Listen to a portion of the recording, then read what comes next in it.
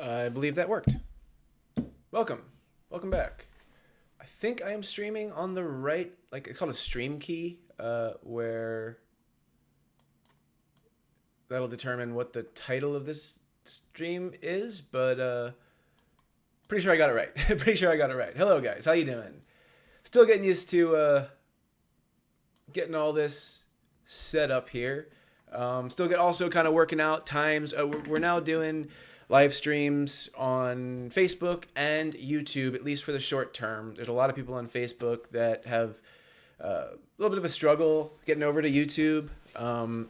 And yeah, it just makes a lot of sense for at least for right now to talk to you guys over here and talk to the people over there. What's up, Tim, Jeff, Sensi, Sean? How you guys doing?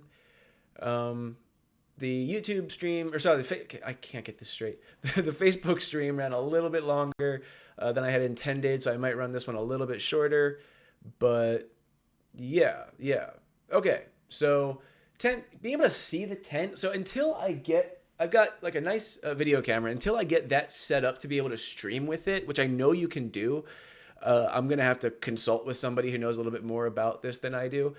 But until I can get that set up to stream with that camera, I'm not going to be able to like show you around the room too much. But for now, I'm going to pull it up on Amazon because that's the second best thing. But yeah, so tonight we're talking about buy and grow equipment, and it's good timing because we got this grow that just got set up. I had to go out of town for a few days, so I postponed germination a little bit, but I'm expecting that to only take about 24 hours. So we've got this getting fully set up this week. We got some videos already shot about germination, and now this upcoming week we're going to post some videos about getting, the experience with getting the tent set up. Obviously, we're not going to do it on camera because it's already set up, but setting up the Autopots. We're gonna confer with Autopotamus, I believe. We're gonna get him on a live stream to talk with us a little bit.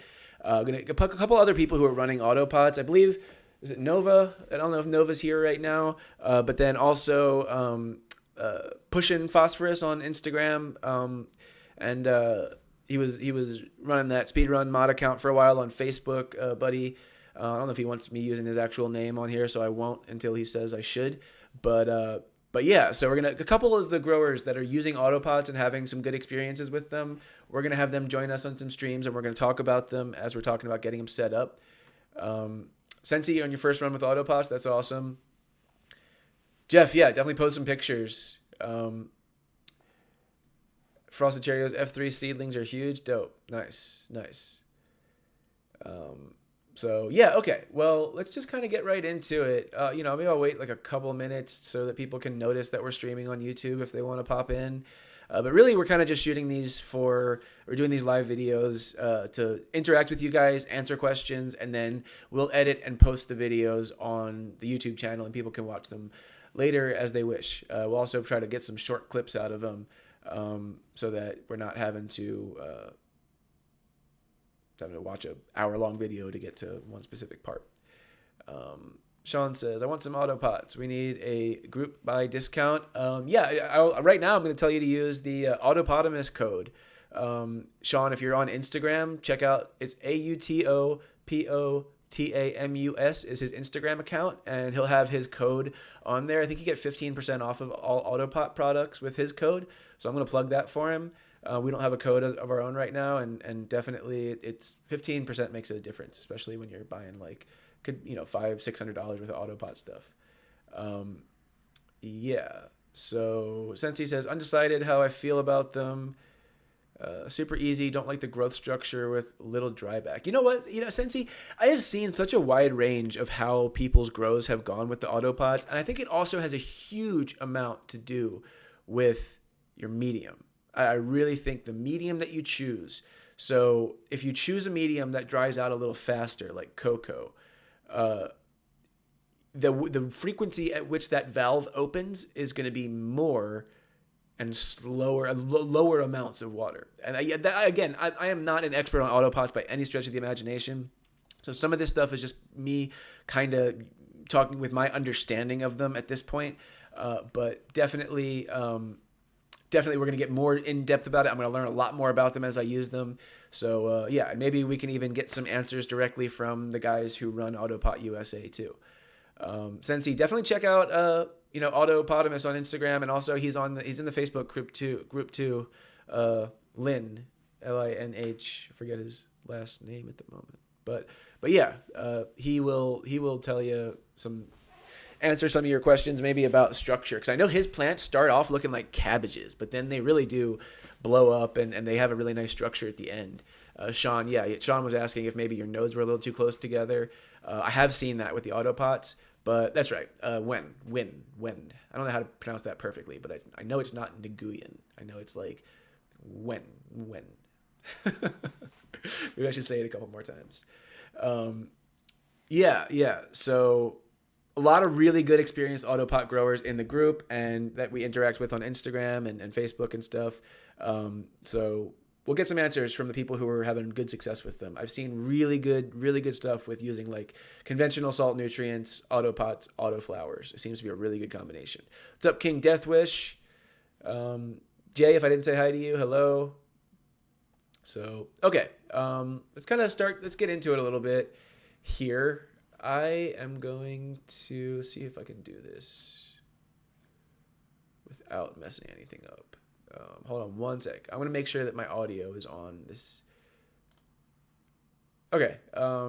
Can you guys still hear me? Because I believe I switched. I'm going to keep an eye on this. Okay, there we go. Yeah, it switched. If you can't hear me, let me know.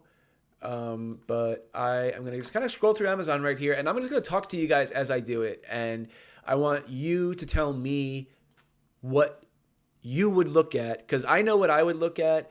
I want you to tell me what you think where the direction of this should go also, because I'm going to talk about what I'm going to talk about, and then you guys suggest some stuff, and I'm going to go that direction also.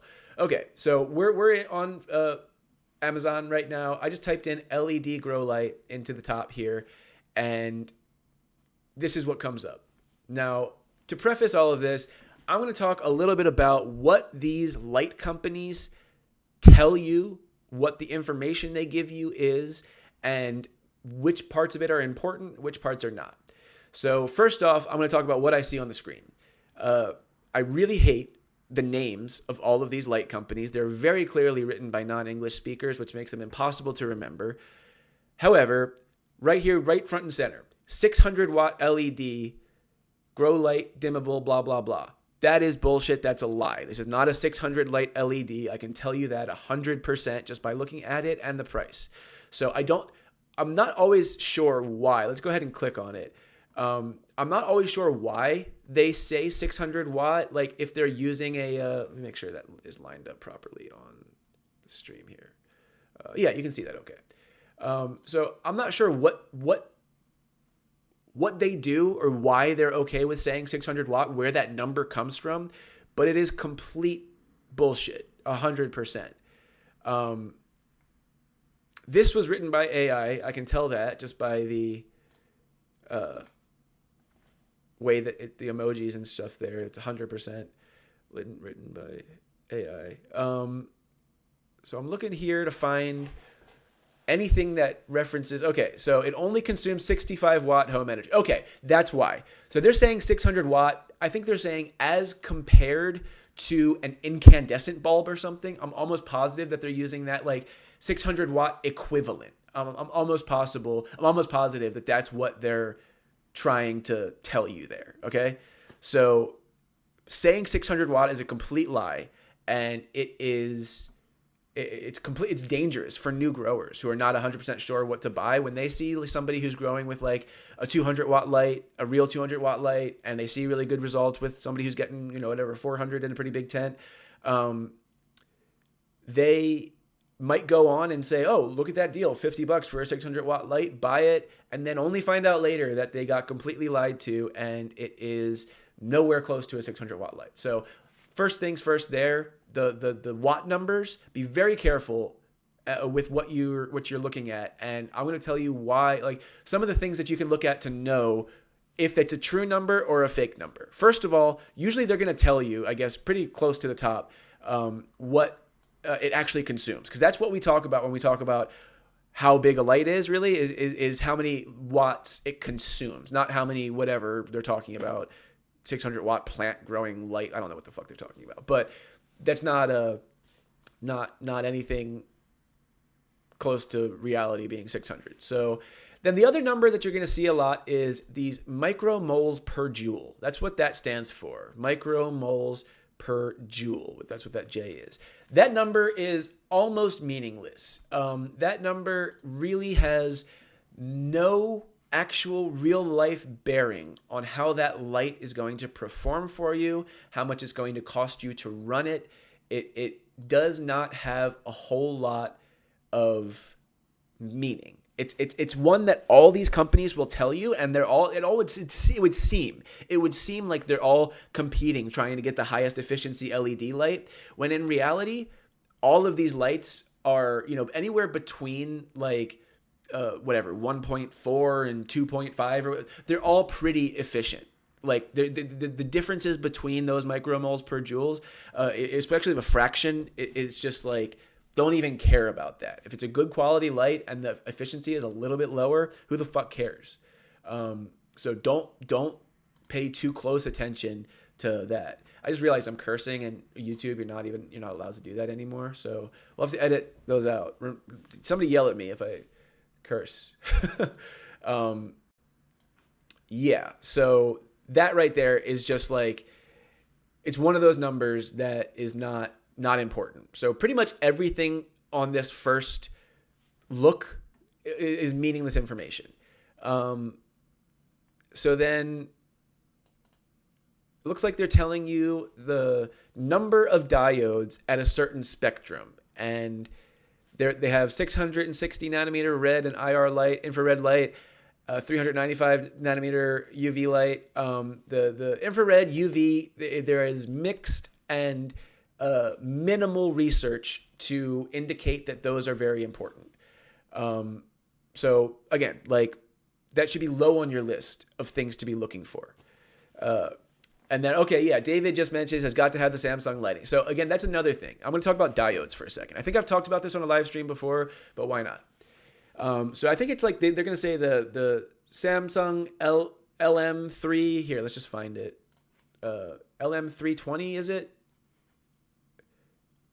One of these titles will have it in there.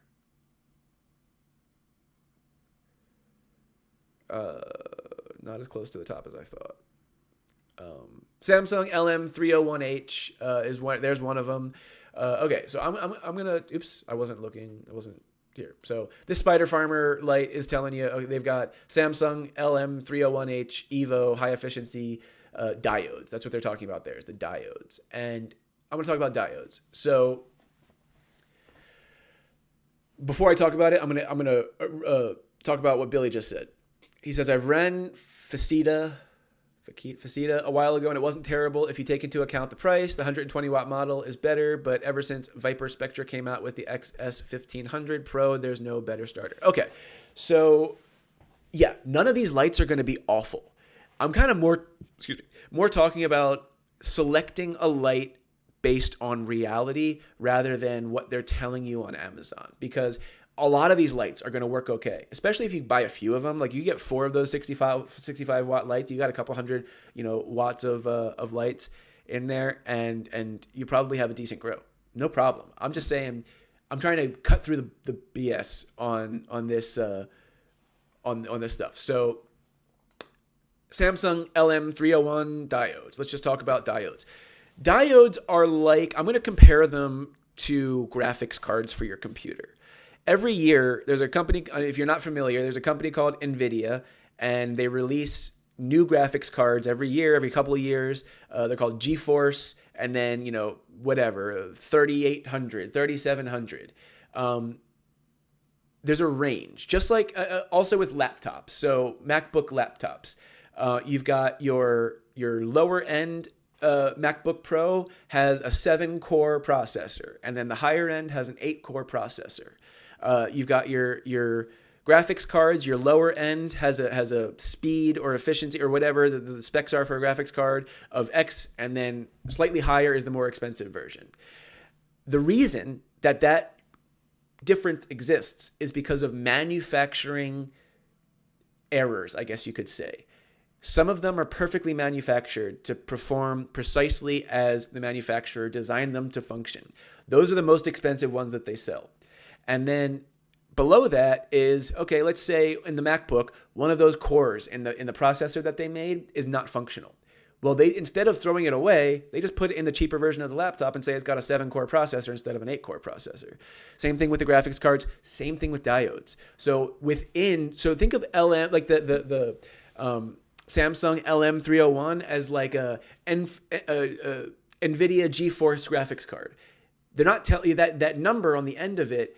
Even if it's, like a 3000 series or a 300 series, there are levels within that of quality. So just because you're seeing Samsung LM whatever number does not mean it's the same as the diodes that are being used on a different light that the number looks the same to you. So just be careful. Good diodes are good diodes. Again, getting the latest, greatest Evo, whatever diode should not, again, be at the top of your list. We are looking for, when we're trying to source a light for our grow, let's still talk about my tent back here, or our tent back here. We have a 4x8 grow tent, and I'm trying to achieve high PPFD on a nice, even spread. And if I try to turn those lights on and show you guys, it'll blow out the camera. Like you won't be able to see anything. But there will be a video posted this week, and maybe we can even cut that into this and splice them together. But yeah, what I ended up going with was, oh shit, somebody remind me the brand of light that I went with. Fuck. Starts with a U. This is why I hate the light company names, because it is impossible to remember the brand. Crap, I thought I had that sitting here. This is not my YouTube, this is not my normal account, so I can't pull up order history. Yep, you got it, Sean. You're 100% right. Flyzon. Okay, I'm going to pull that up real quick. Thank you, Sean. Oops. Didn't. I will switch over to the Amazon window here. Okay. So here you can see the range of different lights that they have. I got this one, the FD 4500, which right now is on sale for $260 with, if you add this $40 coupon. So $260 is a really good deal. I think I got mine on Black Friday for less, but $260 for this is seems to be, to me, to be a legitimate 450 watt light. I put them in the tent. I lit it up. It looks solid. Like the build quality is okay. They claim a 5x5, 5 foot by 5 foot coverage, and I've got a 4x8 tent, so there's going to be an overlap in the center of where those, you're going to really good coverage for a 4x8 tent if you get two 450 watts like this. The reason that I went with something like this is because I wanted to go with an inexpensive light to prove that there is no reason to spend $600, $700, $800 on a grow light for a tent that size. I'm going to go down to the reviews here. Here, you can look at talk about being water resistant. They've got some different color diodes in there. See if we can find the reviews for this girl here. Yeah, I read the reviews. Usually when I read Amazon reviews, I'll start with 1 star and read all the bad things that people had to say. This guy had a problem with build quality. These people, this guy had to work for 2 months, blah, blah, blah. Yeah, so most of these people with 1 star reviews are going to end up with some broken lights, is why they came on here all angry. But so this guy says it will not grow anything inside that flowers. They rate their micromoles and PPFD based on 1 foot from plants. The plants will fry at 1 foot. If you're growing anything that flowers, do not buy Lights are weak, 2 feet away or more from plants. Okay, so that is one of the things I wanted to talk about is the PPFD map, which I can imagine would have to be one of these pictures, right? Ooh, do they not have a PPFD map on? I swear to God, I remember that being there. Probably making you guys sick scrolling this fast. I'll just pull up a different light to talk about PPFD maps. Yeah. So here, let me look at one of the recommendations for brands that you guys posted, and let me see if I can pull up something that ProGrow Dead Folk, you say? Is that on Amazon?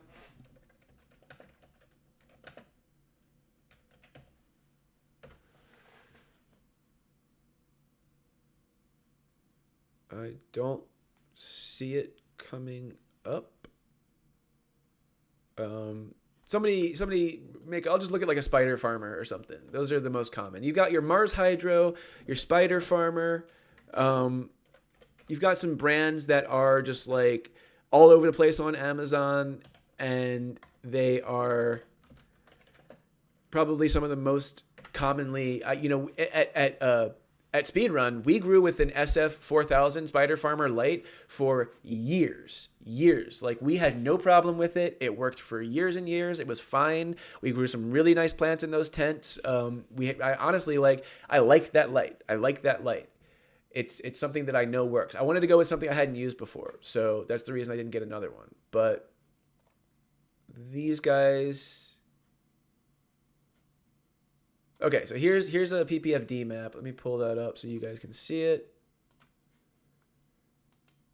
Okay, so this is what a PPFD map looks like. Here they say 18-inch height, and they're telling you that you can get up to 1300 PPFD in the middle, all the way down to 364 PPFD on the edges. And then you have to remember, if you are putting two lights next to each other, then they're both going to overlap. And the PPFD or the PAR is not directly additive, meaning if you overlap those two edges, you're not going to get double those numbers, but you will get a higher number.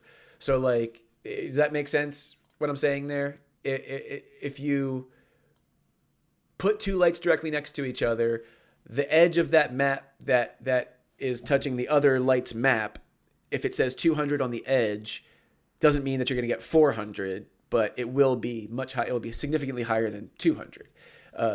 So, yeah. And Sean just said, you got to keep a spare with these cheapo lights. 100%. I have spare lights. I've got fluorescent. I've got a stack.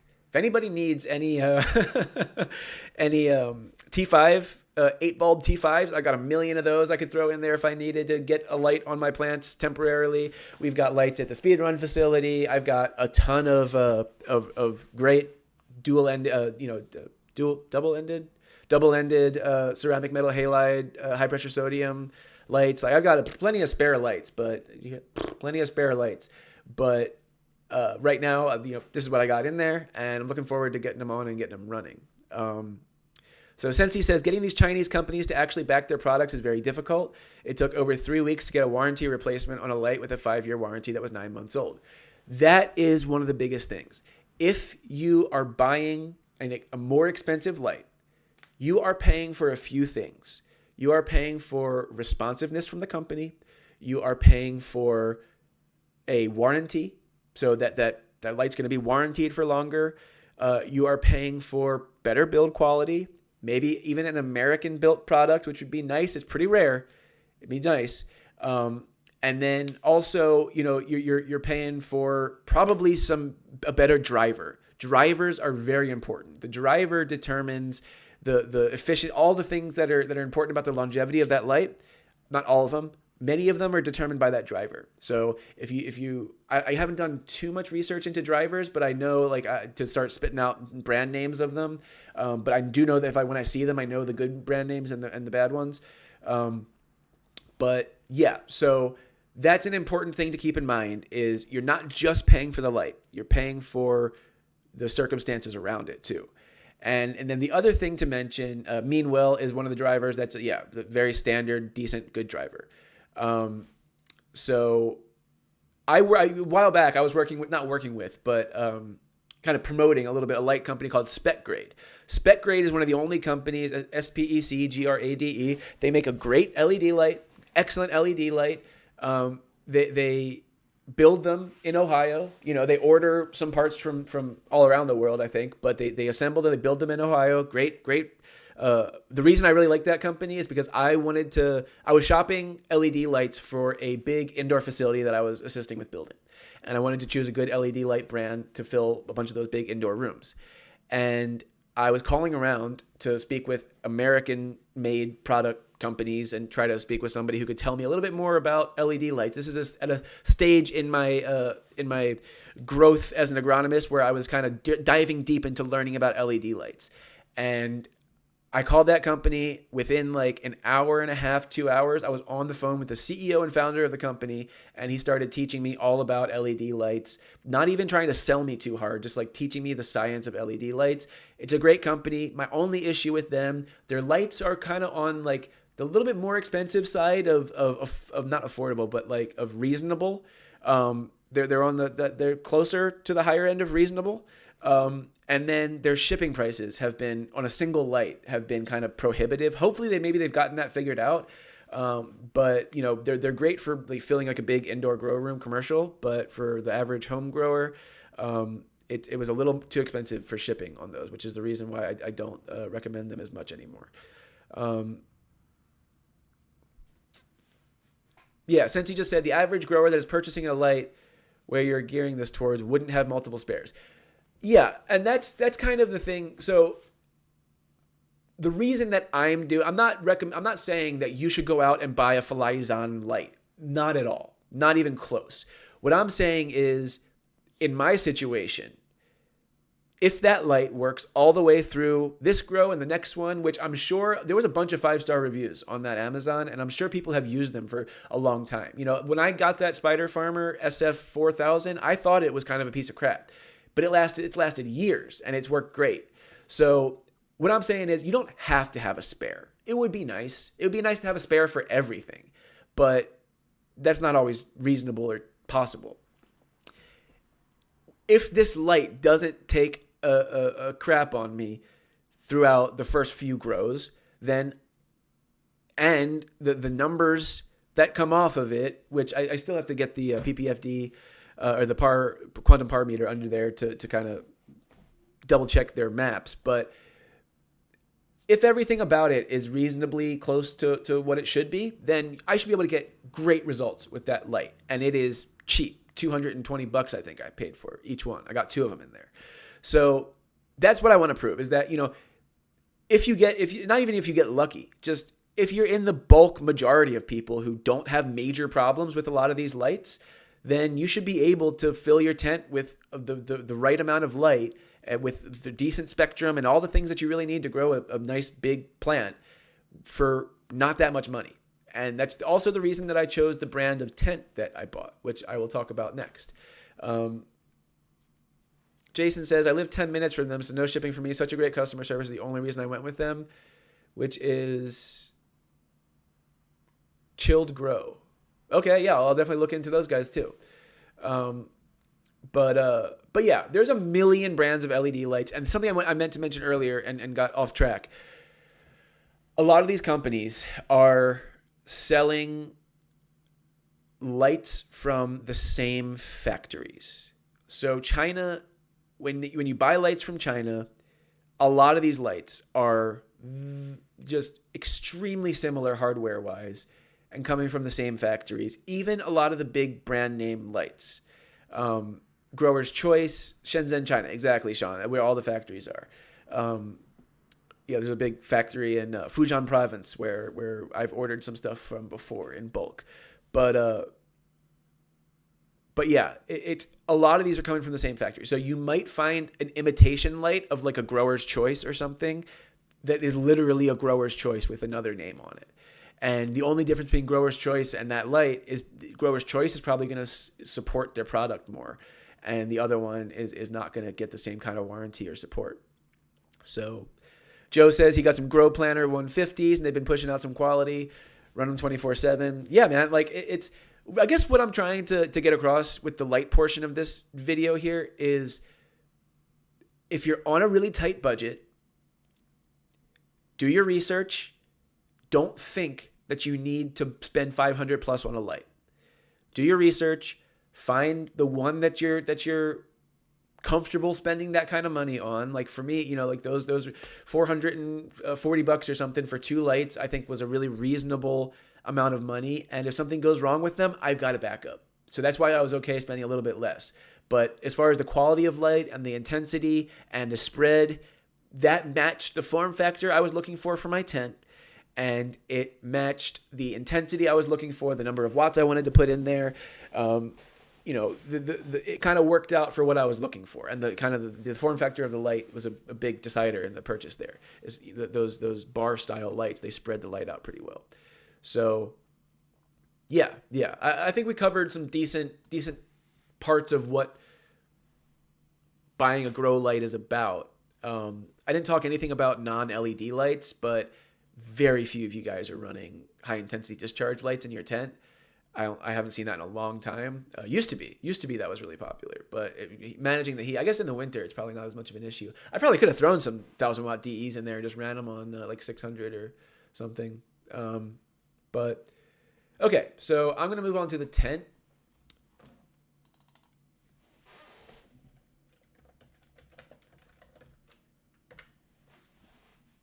Let's get you guys.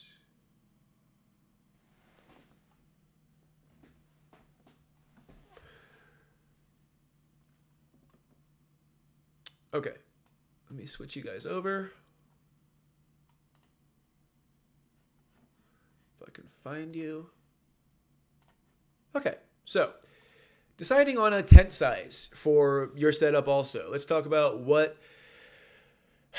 why you would buy a bigger tent or a smaller tent, what your decision-making process really should be there. And one of the most important things to remember is you can always put fewer plants. Like look at this picture right here with the tomato plants. They could fit 4 plants in that, but having more space around your plants is so much better than crowding your plants in a tent that's too small. I like to tell people a 4x4 tent is a great place to start because it gives you the room for some variety, and it also it also allows for a decent amount of space without taking up an entire room. So in my mind, there's a few kind of options. There are the cheapest of the cheap tents, which are some of these like no-name brands like Costway, iPower. Some of these I've never heard of.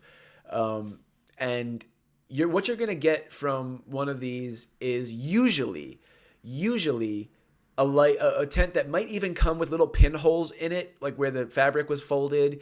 It might come with light leaks. It might come with, all sorts of problems. That the zippers are going to be janky. It's a lot of those cheapest of the cheapest light or tents, like this one right here, looks all wrinkly. Just not good for multiple grows. You might have leaks in the bottom.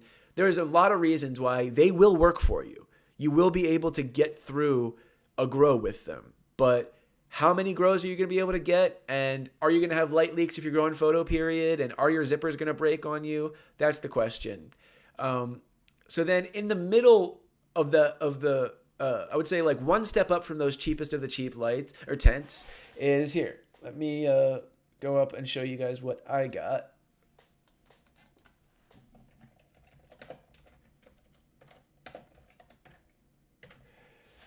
So Green Hut is the brand that I went with because this is not showing me grow tents.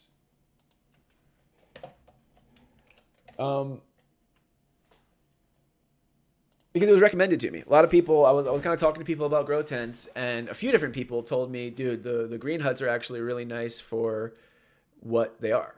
And I got one and put it together, the 4x8. I only paid $100 for it because it was on sale for either Cyber Monday or Black Friday or something. I'm looking for the specific one that I got. Might be this one. No, that's not it. That's not Green Hut. Um, God, I don't even see it coming up. It's somewhere. I'll just click on one of them from that brand. I've been impressed with. Oh, there. Okay, here we go. I've been impressed with this brand for a few different reasons. The like the poles that it comes with. Maybe I can show you. Yeah. So the poles have this locking mechanism here, where you can kind of see you twist the poles tight into the corners. All the plastic bits, the corners all felt really solid. The material felt pretty thick. Zippers feel good. There's no holes in it. There's no light leaks. It's I am happy with it without having used it yet with plants in it, but having just put it together, I am happy with that Green Hut tent. Like I was expecting something that is not it's not so not great, but I was expecting something that was almost going to be like a throwaway after the first run. I was pretty impressed by what this is for the price. I guess yeah, I just for the price. Okay, let me address some of the things that you guys are saying here.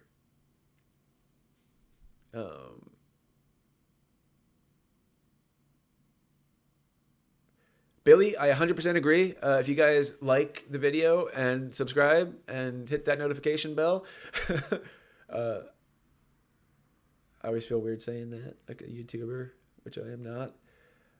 Okay, so Nova just said, I use AC Infinity tents and they're my favorite. So that's what I was about to kind of get to. The next level up is AC Infinity. Is pretty much the only brand I would say like in that fills that niche, which is it's the highest quality of the affordable tents, I would say. You've got it's up there. I would say it's like, as far as making a choice, like top 5 tents that you should get, AC Infinity is an excellent tent to go with. Good thickness on the tarp mylar material, good zippers, it's well thought out. You know, the poles are decent. Everything about it is good. Very solid, good tent, pretty cheap. And then what Billy just said is Gorilla Tent. So let's look at the pricing between an AC Infinity and a Gorilla Tent. So keep this in mind. I got this for $100 for the 4x8. So 140 is a little bit more. But let's just say you get it for a good deal. $100 is what I paid. So let's look at AC Infinity for a 4x8. I've got this weird ergonomic keyboard where it's kind of like split down the middle. And I am so not used to it. I don't understand how people can type anywhere close to as fast as a normal keyboard with this thing. Okay, let me switch you guys over to wrong window.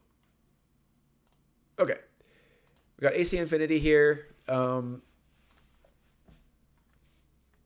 we're talking $260 minus a 10% coupon here, so call it like $240-ish. Just yeah, solid everything. So if we're just looking at pricing, because all the grow tents like are gonna be relatively similar as far as like the build, you know, how many doors there are. So the Green Hut that I have only has one window. This one's got 2 windows. You know, like that some of these are features that make a big difference for people's decision making process. But yeah, the AC Infinity, I like everything about it. They've got that little panel on it for hanging their controllers. Their controllers are decent. You know, they use Bluetooth. I've used their controllers specifically. I've built some drying tents out of the AC Infinity tents. I really like their fans. Their fans are good. I will use their fans for this grow. For parts of it, most of it, I use an air scrubber, which I'll pull up in a little bit here. But yeah, man, like this is, you know, they tell you 16 to 18 plants in a 3-gallon pots. That's maybe, I don't know if I agree with that 100%, but yeah, like AC Infinity, if you're looking in that $250, we're talking about a 4x8, whatever, you know, like big, larger tents, it's about double of what the Green Hut. So you just kind of keep that in mind. So now let's look at Gorilla tents.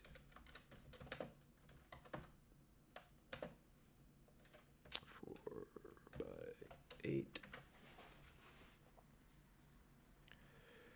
Okay, so now you got your Gorilla tent here, and we're talking $600 just right at the top here. Maybe there's a better price somewhere, but $600 for a Gorilla tent at 4x8. So now we're almost double what the last one was. So, if you think about it, like it's all about the Gorilla. Okay, so something Nova just said is that the Gorilla has the extender. Let me switch you guys back to camera one. Where are we? Oh shit, I almost just closed out. Too many windows, guys. Too many windows. So yeah, Nova just mentioned that the Gorilla tent with the extender gives you an extra like 11 or 12 inches, makes it like from a 6.5 foot tent to like a 8 foot tent or something like that. We had at Speedrun, we've got a Gorilla tent with the extender. And it's really nice to, it's decent height. It gives you more room for tall plants to move your lights higher up. It's much better if you have a high intensity discharge light. If you're not using a LED, you can have some space between your light and your canopy when you have a really high tent like that. There's a lot of benefits. Much thicker material. Just the poles are thicker. Everything's more solid. The zippers are really heavy duty. It's a little bit more well thought out as far as your build layout. The doors maybe are a little bigger. Just everything about this one. Again, it's better than the last ones. Is it double better? I don't know. I don't buy Gorilla tents anymore because for what we need, we're able to get what we need out of a much cheaper tent, and we run through tents pretty quick at Speedrun. For a situation like this, it's a little bit different. But we abuse tents. We're constantly in and out of there. And then here, let's talk about what the reason that we abuse tents so much, which is an air scrubber.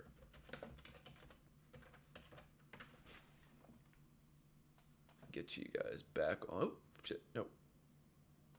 You guys back onto camera one. So this is an air scrubber.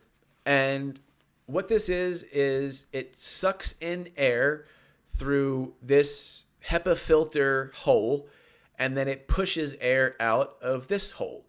Very high CFM fan in there, and it pulls in air and pushes out air. And you can change the speeds, you can change all sorts of stuff about it, and you can duct both sides of it, okay?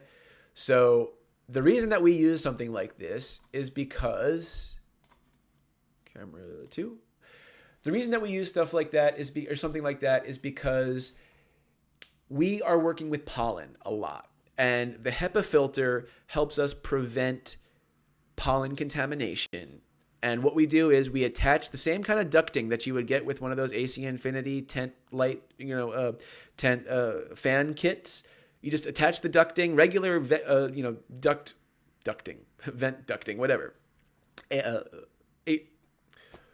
Air conditioning ducts.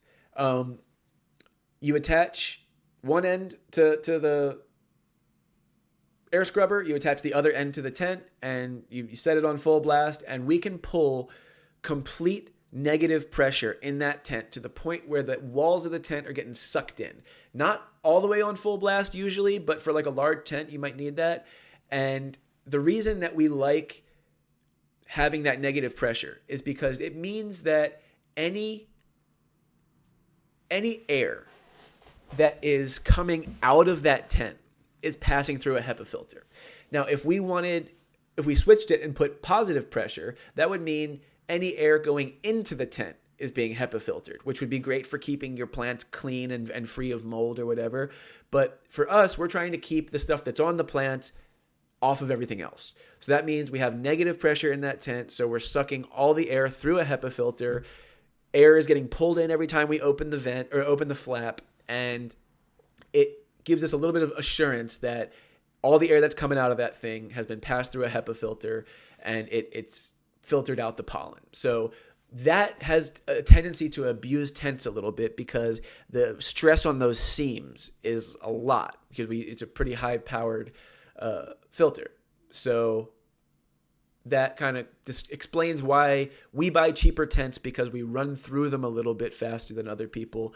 and the Gorilla Tents do last longer, but it's still, that abuse still takes a toll on the Gorilla Tents. So yeah, see if I've missed any comments here that warrant talking about. Any advantage to the white thermos? You mean like thermal or white material versus mylar? Yeah, so Sensi, there's one brand of tent called Green Leopard you might want to look into. I know Push and Phosphorus was running one. I actually talked to that guy. He's out in Sweden. Real cool dude. Knows his stuff. And those Green Leopard tents, they've got like a white interior and like a screen that you can pull down so that you can change your backdrop for pictures. I thought that was really cool. And they weren't crazy expensive from what I remember.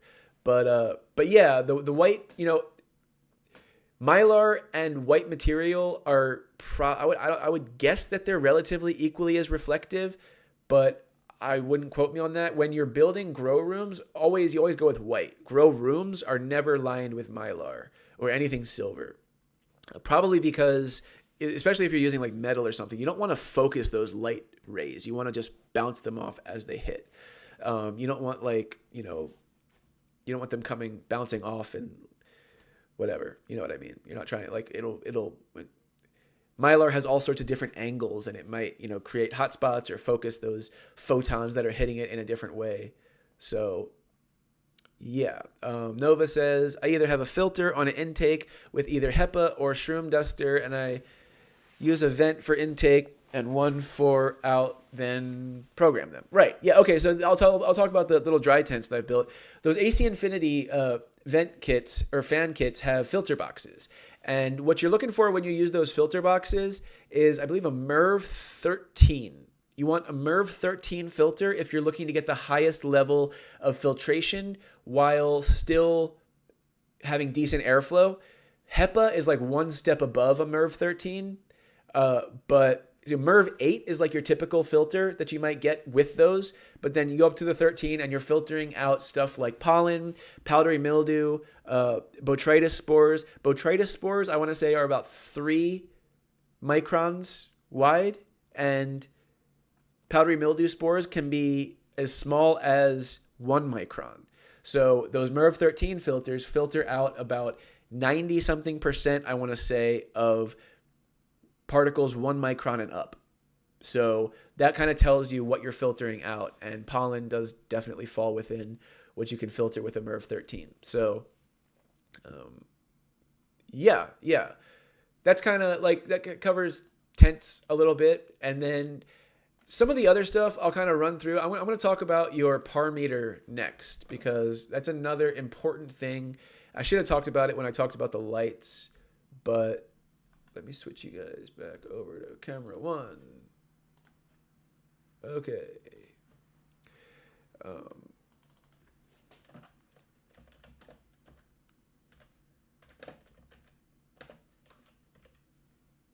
All right. So as we're looking around, I'm going to talk about also the apps. Don't go with the apps if you have any other option. The apps are not quite as accurate. It uses an algorithm. It uses whatever the phone camera is capable of picking up. It runs it through runs it through an algorithm, and it gives you an approximation of what your par might be. And it is just not nearly as effective or as accurate as an actual par meter. And then this is the par meter that I've recommended to people in the past. It has always worked for us, and I've compared it to more expensive ones, and it's been pretty decent. This is recent that you can find what they're claiming to. These are usually 150 or 140, and they work. And this is a decent product. I would recommend it. It's pretty good. It's sold by Hydrofarm, which I don't like, but recently a lot of these quantum par meters have started to come out for $80, 120. This one's cheaper. I don't know $84 here. I don't know enough about those brands to recommend them. This looks like pretty much a copy of the of the Hydrofarm one. A lot of these are very similar. They're probably from the same factory, just different brands. Yeah, so I would just be careful and do your research. That one that I clicked before is one that I recommend. It's pretty decent and it works for me. It's accurate enough for my purposes. So, and it's also nice and small. So that's pretty good too. But yeah, there's a lot of options here. What you don't want to do is buy a lux meter, which I thought I saw one. Here we go. This is a digital illuminance light meter. This says par meter, lux meter. Is that a hole or is that a dome? I'm pretty sure that this doesn't give you, or does it do both? This is $36. No, right. Okay, yes. I thought that said 360. So this is not a par meter. It says it in the title. This is not a quantum par meter. So what you're looking for is a quantum par meter, and they're going to be minimum around this price. I cannot vouch for the ones that are much cheaper, like this $84 one, but that Hydrofarm one, a Photo Bio by Phantom, that one I can recommend. So, yeah. If you guys have any questions on that, I'm happy to talk about PPFD and PAR. I can run through real quick. You want to start your seedlings somewhere around 200 to 300 PPFD. If you're feeding them well, if their environment is good, if they are able to transpire well, if all the other environmental factors are good, you can bump them up to about 600 in veg, 650. And then as you start to get into flower, and with auto flowers, it's a slow transition. So I like to bump it up by about 50 every maybe couple weeks. But as you're in early flower, you should be kind of pushing that 650, 700 range. And then as you're finishing out, again, depending how good your nutrition and your environment are, these plants should be able to handle 1,000 or so, 1,100. 1,400 is really the maximum I've ever seen anybody successfully run lights at. Some people talk about running them at 2,000. I think that's completely ridiculous to run at 2,000 ppfd. I have seen the best results I've seen have been at around 1,000 to 1,100 finish, in flower. So take that or leave that. As far as your recommendation, I just realized I didn't switch the camera back. Right, with CO2. Exactly, John. When I say environment is conducive to it, CO2 is a part of that as well. If your CO2 level is high enough, if your relative humidity is high enough, if your temperature is good, if your nutrition is good, even your airflow creates a microclimate around each of your branches.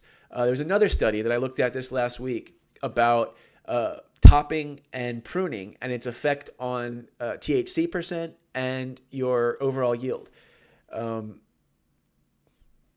Let's see. Nova says, DLI is more important to me than PPFD since autos can be with more light and achieve their daily limit.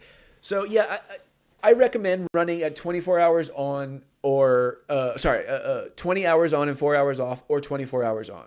And then as far as the DLI, DLI is not, what you're running, like 42 or something, Nova, 40. I just say, you're when people ask me about DLI, and PPFD also, I would say both.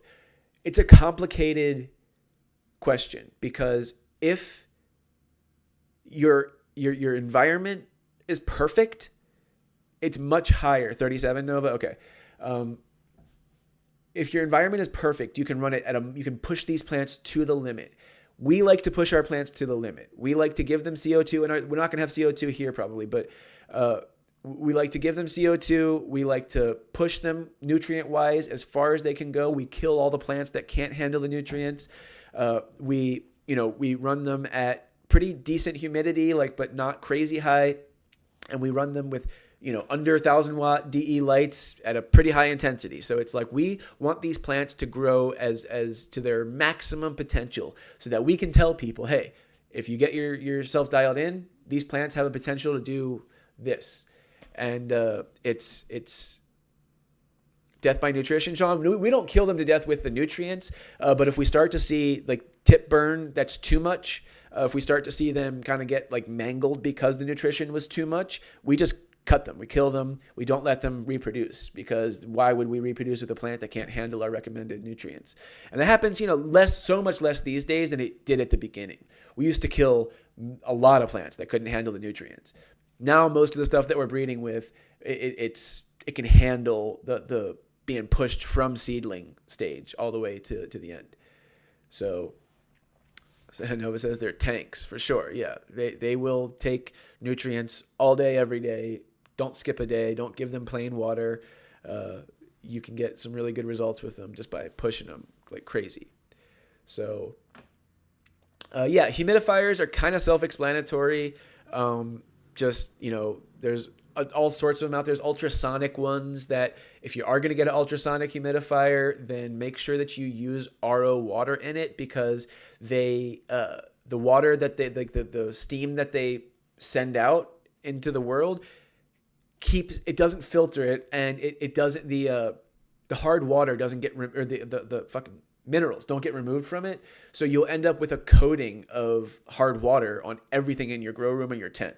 So just as a warning with those humidifiers, it doesn't filter out, but the steam ones, it's just water because it's steam. So I would recommend a steam humidifier, and but it's pretty self-explanatory as to what to. Yeah, Sean was saying it leaves dust everywhere. 100% it does. Yeah, it leaves hard water buildup everywhere. What am I forgetting? Fans. I would just recommend AC Infinity fans. For the 4x8 tent, you're gonna probably use 6-inch.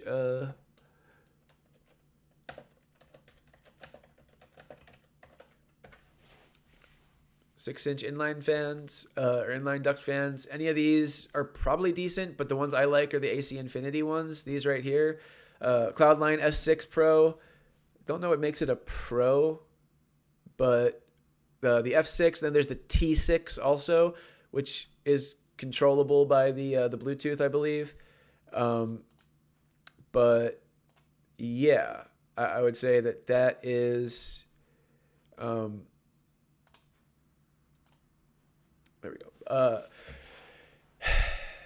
I would say that that's probably my favorite of the relatively well priced inline fans. I use them all the time. They're good. So that's what I'm gonna go. That's what I'm going with this one. You want to intake, you want to exhaust, and you want to make sure that you're using the right holes on the tent. If you're talking about the way that air flows, you want to make sure. So if you were to put one fan on the floor on the right, and you want to put one fan on the roof of the tent, or at the top, or the duct at least at the top on the left, your air is going to flow in a cone shape through the center of the tent, which for a lot of people is good because it flows right across their plants, and it works pretty well.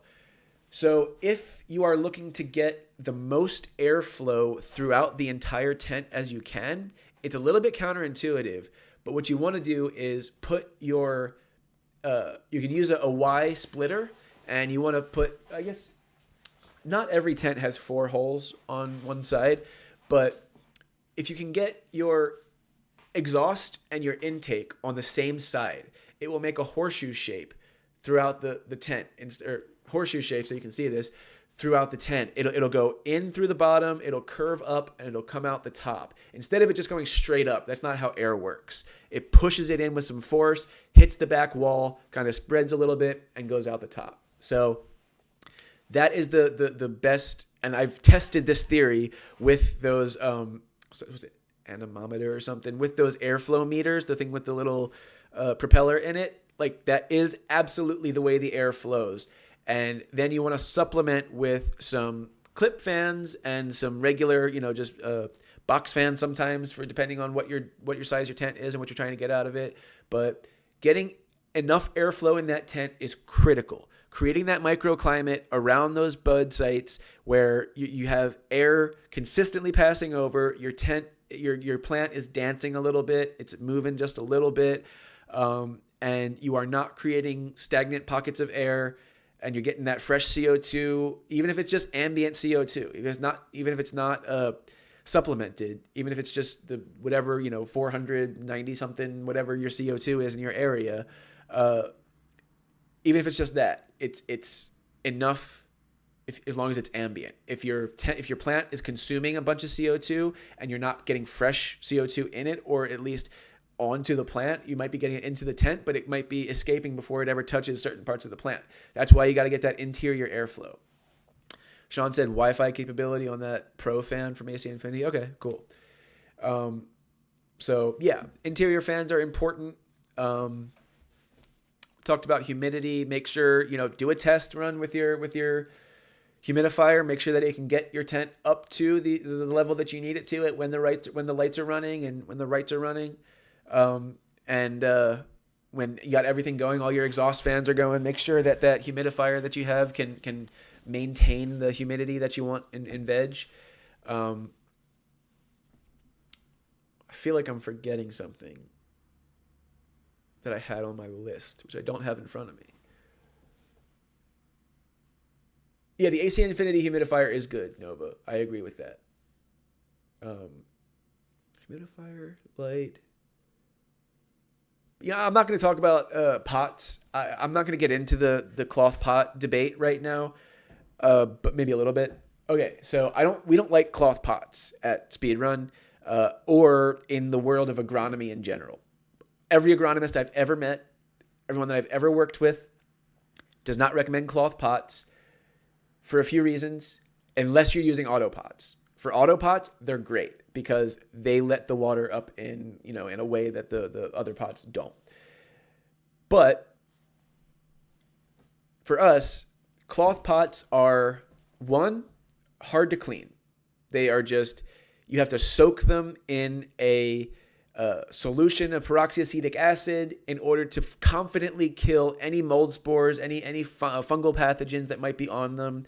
And if you don't clean them well enough, you're passing along fungal pathogens from one grow to the next, and that's how you end up with fusarium. That's how you end up with pythium. That's how you end up with damaging, deleterious fungi attacking your plant roots, your root base. And then the next thing is that they end up with salt buildup on the outside that is just unnecessary. When your roots are touching the wall of that pot, and that salt buildup is just an unnecessary added factor to layer on to what you're doing. And then another thing is that when you put a plant in the ground, it doesn't need to air pruning is like this thing that's been made up by, it was really Smart Pot at the beginning. They made up air pruning in this context. And roots don't need to be air pruned. If you take good care of your roots, you let the drybacks happen at the right frequency and the right amount, that's where your oxygen comes from. When your plants dry out a little bit, what do you think replaces the water? Oxygen. And then you have dissolved oxygen in your water. That dissolved oxygen makes it to your roots. Your plants don't need other oxygen coming in through the mesh pot. Now, I will say, for some circumstances, getting faster drybacks with soil can be easier with a Smart Pot if you're not using the right medium. If you're using the right medium, you should not need a cloth pot to get the right speed for your drybacks. Since he said I switched to mesh pots and they are amazing, cleaning takes seconds, I'd have to look at what you mean by mesh pots. But so those are some of the reasons, is that a tip for fabric pots, SLF 100 for organics and crop clean for salts, remove the salt buildup, but you are right, fabric pots get nasty. Yeah, they do. Not a lot of people don't clean them well enough, and that's the issue, is that I've seen a lot of cases of fungal pathogens that can be traced pretty much directly back to a pile of dirty smart pots that were not properly cleaned. They were run down with a hose, and that was just not. Those pathogens will grow. They'll overwinter in those empty pots even, and you'll end up with root disease. Maybe you won't even know you have it, but it'll be there and it'll slow your plants down. Not every time, but like it's a high likelihood. So, and then like I said, they're unnecessary. So I like just a nice cloth or a nice plastic pot. It's real easy to pop your root ball out at the end. With plastic pots, you can grab your plant by the bottom, pull it out, check your roots. I love the ability to check how healthy my roots are. You shouldn't do it if you're trying to like not stress out an autoflower and you don't know how to do that. But if you can do it well, then you can just pop that pot off, take a look at your root health, see if there's any issues that are lending toward why your plant might not be growing as fast as it should be. I like the ability to clean the plastic pots really easily. They're rigid, so they're easier to pick them up with one hand like you can't with the cloth pots. All sorts of reasons that I really like rigid plastic pots and they're so cheap too. We paid 94 cents or something for our 5 and 6 gallon pots. Like we bought a ton of them, but still, like that's for large scale at the very least. Cloth pots make no sense, and even in tents, I'm just not a fan of them. So there. I just went on the rant that I meant not to go on. How far are we into this stream? What's my time here?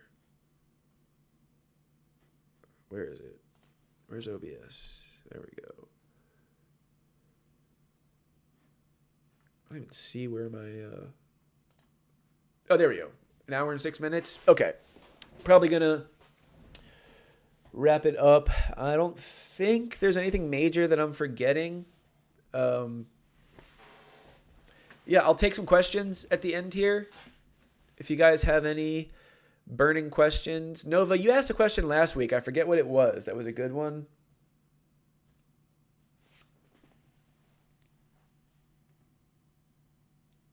I forget. I told you to remember and ask me this week. But again, during the week, if you guys come across anything that's like, I wonder if that is actually true, as it relates to cultivation science, bring it up on the stream. Even if I don't know the answer, I'll research it with you and we'll kind of learn about it together. But there's a good chance I might be able to give you some insight into some of the stuff that you see out there on the internet, bro science myths and all sorts of fun stuff. Every time I mention bro science, I have to also mention the fact that you don't have to let your water sit out for 24 hours to get the chlorine out of it. It's just not how it works. You can use water right out of the tap. What you're smelling is not a higher chlorine percentage. It's the off-gassing because your water is pressurized in the pipe, and as soon as it ends up out of the pressurized pipe and into your cup or whatever, your pot, it off gases all those bubbles get released and they go up to the top and you smell the chlorine, but it doesn't have any less. Those are chloramines, which are chloramines are what creates they break down into the chlorine. And I actually wrote a whole article on this that I don't think I ever published. So maybe I'll do that this week. I have a whole long article on chlorine and why you don't have to let it sit and what it is, why it's healthy for your plants, the difference between chloride ions and chlorine. Yeah, I'll probably release that article this week.